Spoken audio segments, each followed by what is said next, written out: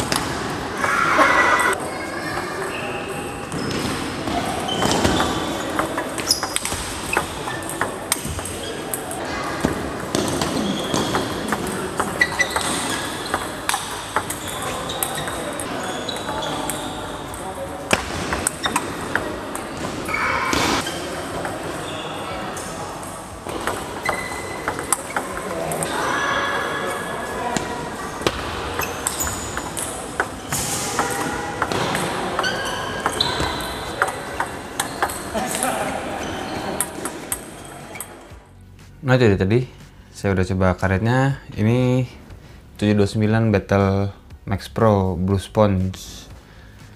Nah, saya cobanya di kayu Sunway C2 Carbon yang udah kita review kemarin nih, ada di sini linknya. Lalu saya backhandnya ini coba pakai RTC 837 yang nanti kita bahas videonya di kita bahas karetnya di video yang lain. Sekarang kita bahas Battle Max Pro 729 Battle Max Pro. Karetnya tuh agak enggak ringan dan enggak berat, soalnya ini jadinya pas sih. Soalnya saya pakai bintik, jadi sebetulnya karetnya nih agak berat sebetulnya, tapi karena sebelahnya pakai bintik dan sponnya tipis, lalu kayunya juga memang nggak terlalu berat, jadinya setupnya ini pas, jadi nggak terlalu berat dan nggak terlalu ringan. Waktu saya coba saya coba main dan atau ini waktu saya baru buka plastik kan, potong, lalu pas mau main saya buka plastik, saya lemparin bola tuh, bolanya mantulnya cuma maksimal tuh 3 kali, 1, 2 langsung diem. Itu nempelnya agak ekstrim sih, agak lumayan gila. ini pun masih nempel. Ini kalau ini kadang-kadang kalau karet bintik saya gitu nggak ada suaranya, saya tempelin jari nih. Nah ini kalau karet yang hitam saya tempelin jari, nah suaranya nempel. Nempel banget. Jadi ini tekniknya bagus. Lalu waktu saya pakai memang pas pertama tuh agak sedikit berhenti, tapi nggak terlalu lama, jadi 2-3 bola mati langsung bolanya agak normal. Soalnya saya pakai kayu yang agak lumayan kenceng, tapi kontrolnya enak juga, jadi bolanya nggak terlalu berhenti, masih jalannya masih normal. Jadi karet ini tuh kalau dipakai pukul flat, kalau untuk sekarang sih yang pakai hari kedua, bolanya itu normal, nggak kerasa kayak karet Cina kalau kita pukul flat kayak gitu. Biasanya kan kalau yang ada beberapa karet Cina, kalau kita pukul flat ya udah susah, pelan gitu. Ada yang terlalu nempel, ada yang nggak nempel tapi tetap pelan. Jadi powernya nggak keluar. Ini kalau ini karetnya lumayan apa ya disebutnya, lumayan kenyal gitu. Si top sheet sama sponsnya lumayan kerasa kenyal, meskipun ini agak hard sih menurut saya, dan lumayan loh hardnessnya. Jadi powernya normal kalau pakai pukul flat, tapi kalau pas kita kasih gesekan itu baru keluar karakter Cinanya yang puterannya banyak, bolanya lebih kencang malah dari kalau kita pukul flat. Jadi kalau dipakai spin sama dipakai smash, mungkin kalau tenaganya sama, ini bolanya masih kenceng kalau kita spin. Soalnya kalau smash kan masih ada agak sedikit nempel, dan pasti kalau smash pakai karet Cina kayak gini, triangle-nya kurang bisa dikontrol lah kasarnya. Saya pernah cobain malah ngapung gitu, langsung lurus ke atas. Jadi karet ini memang lebih enak dipakai untuk gesek-gesek buat spin-spin gitu.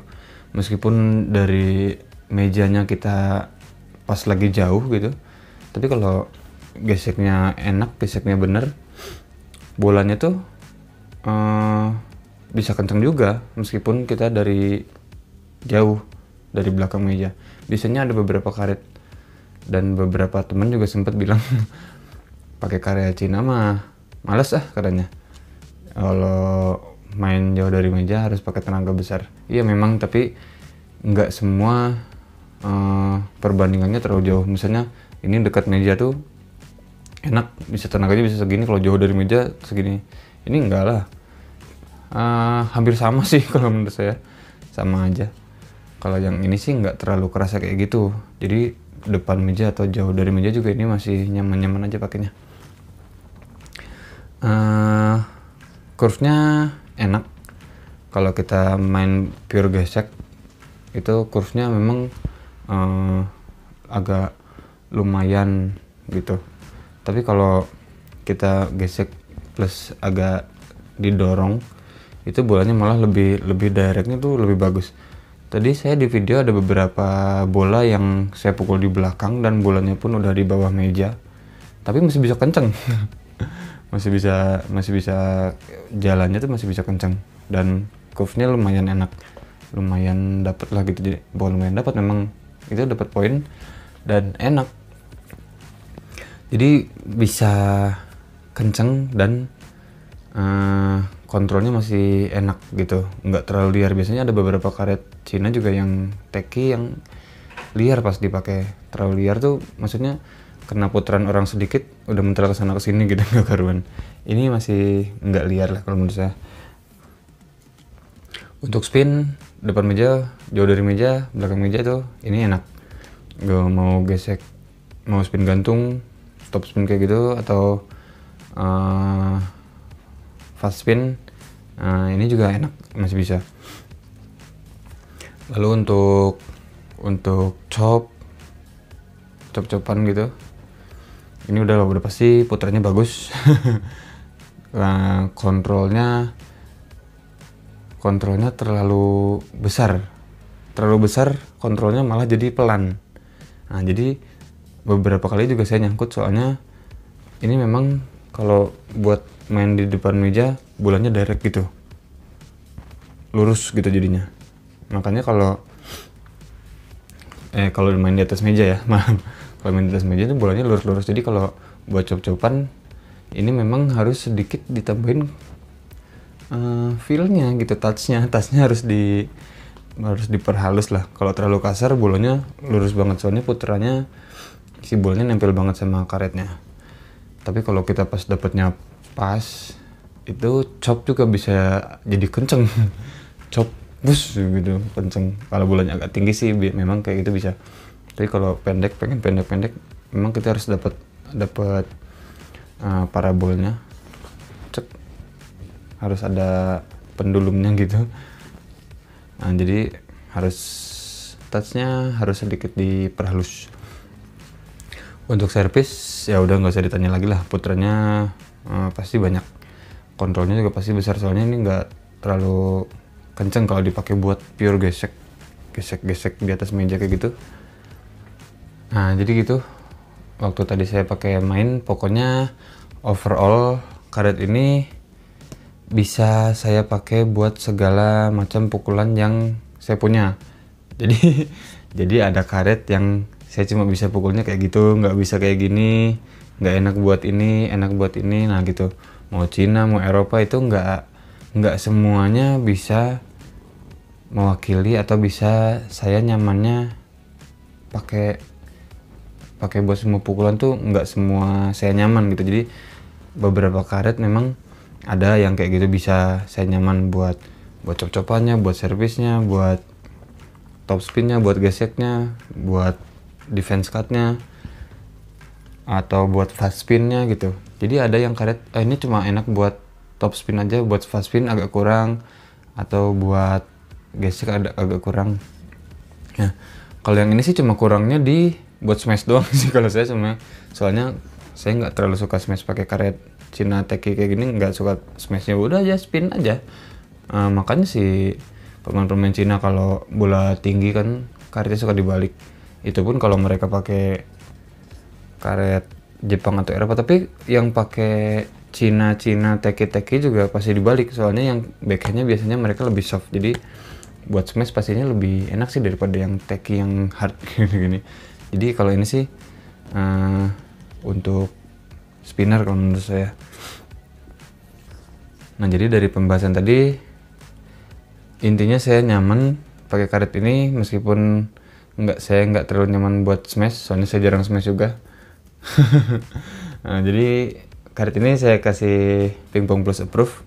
Soalnya ya nyaman, saya bisa pakai ini, bisa pakai itu, bisa pakai pukulan-pukulan yang saya punya, pakai ini, pakainya nyaman. Jadi gitu aja. Kalau ada yang suka sama karetnya, seperti biasa, cari di toko online ini udah banyak lah. Lalu di toko-toko olahraga terdekat di kota Anda. Atau mau kontak Pingpong Plus juga bisa, linknya ada di deskripsi, bisa di Instagram atau di Facebook. Jadi gitu aja. Terima kasih buat yang udah nonton. Jangan lupa like, comment, share, dan subscribe. Kita ketemu lagi di video selanjutnya.